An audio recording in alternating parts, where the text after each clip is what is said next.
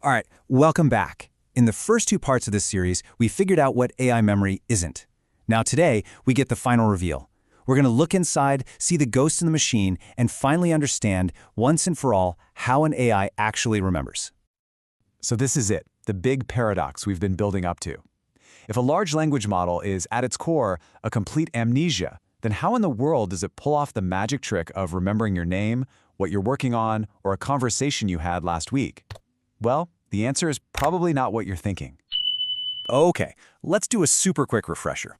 In part one, we laid down the fundamental truth. The model itself is stateless. Every single time you talk to it, it's basically like it's waking up for the very first time. There's no internal hard drive, no scrapbook of past chats, nothing.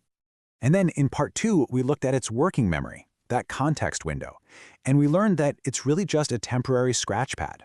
Yeah, it's powerful, for sure, but it's also super fragile and it's finite. Once that conversation is over, or the window just gets too full, that information is gone. Poof, vanished. So, if the memory isn't in the model, and it's not in the temporary context window, where the heck is it?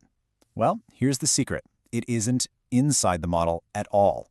The memory is an illusion, a clever one, created by a brilliant architecture that's built around an amnesiac core. So let's pull back the curtain on this thing. This amazing analogy from researcher Andrej Karpathy is basically the key to unlocking this whole concept. He says to think of the LLM as just a processor, a CPU. It's an incredible reasoning engine, but it doesn't actually store anything. And the context window, that's its temporary RAM, just holding whatever it's thinking about right now. And that perfectly shows us what's missing, right? I mean, a computer with only a CPU and RAM can't remember a thing after you shut it down. To have real, persistent memory, you need a hard drive for long-term storage, and you need an operating system to manage what gets pulled from that hard drive into RAM. It's the exact same setup for an AI. Okay, this table really puts it all together. You can see the model's baked-in knowledge is kind of like instinct, and the context window is its fleeting working memory. But look at the key additions down here for long-term memory: an external vector database, which acts like our brain's hippocampus, and an orchestrator, which is like our brain's executive function, deciding what memories to pull up. So how does this external hard drive actually work? It's fascinating. It doesn't store your conversations as simple text files. No. Instead, it stores the meaning behind those conversations. It creates something you can literally think of as a map of meaning. The tech that makes this possible is called a vector embedding. Now, in simple terms, what it does is convert every single piece of information, a word, a sentence, a whole document, into a set of coordinates. It's like giving every possible thought its own unique address on a massive multidimensional map. And here is where the magic really happens. On this map, concepts that have similar meanings are placed right next to each other. Car and automobile end up as geographic neighbors. Happy is right there next to joyful. The system gets relationships not by searching for keywords, but by understanding proximity. It understands the geometry of our thoughts. And how does it navigate this incredible map? It just uses math. It measures the distance between the coordinates of different ideas. So when you ask a question, it's literally just finding the shortest path between your question and the most relevant stored memory. It's a search engine for meaning itself. Okay, so we've got the pieces, an amnesiac processor and this external map of memories. How do they actually work together? Let's walk through the exact step-by-step workflow of how an AI remembers something you told it, say, last week. And this all happens in the blink of an eye. First, your question, like, hey, what did we discuss about the budget? That gets turned into a coordinate on the map. Second, the system instantly looks for the closest saved memories on that map. Third, it pulls out those top results, those little bits of past conversations. And finally, and this is the most important part, it injects those facts directly into the prompt, right into the AI's temporary working memory. So here's the takeaway. The AI never actually recalled a single thing from its own past. Not really. The memory was found externally and then basically served up to the model on a silver platter, just in time for it to answer your question. It's a just-in-time briefing for an amnesiac. Now, this whole mechanical process is so ridiculously effective that it creates this profound psychological illusion. When a system can consistently remember our history, our brains are just wired to believe we're talking to a persistent self. So, why does this feel so real? Well, it's a cognitive shortcut our brains take called pattern persistence.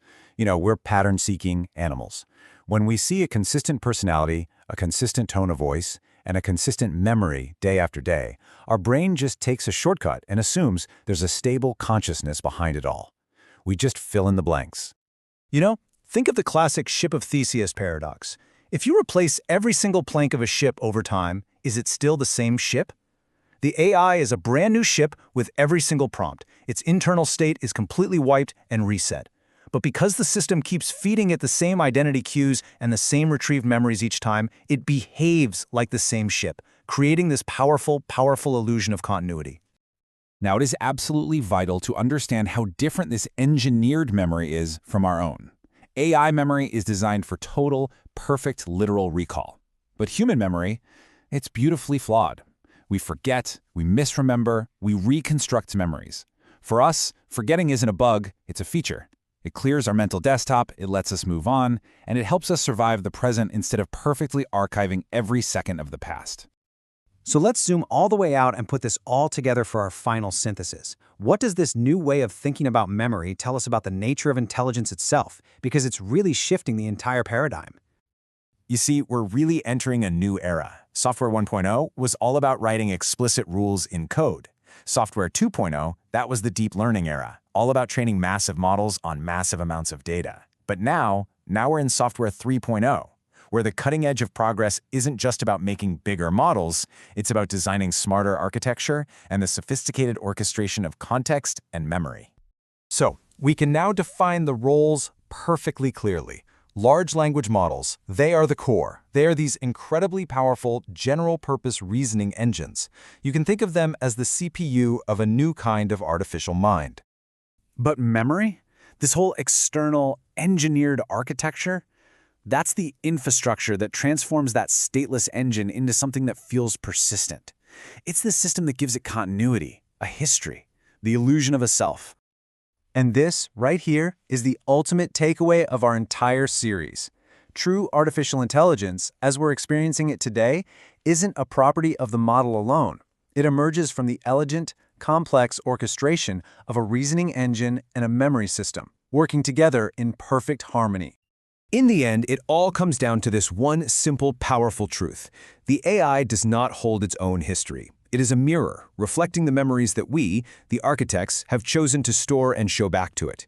LLMs do not remember. We remember for them.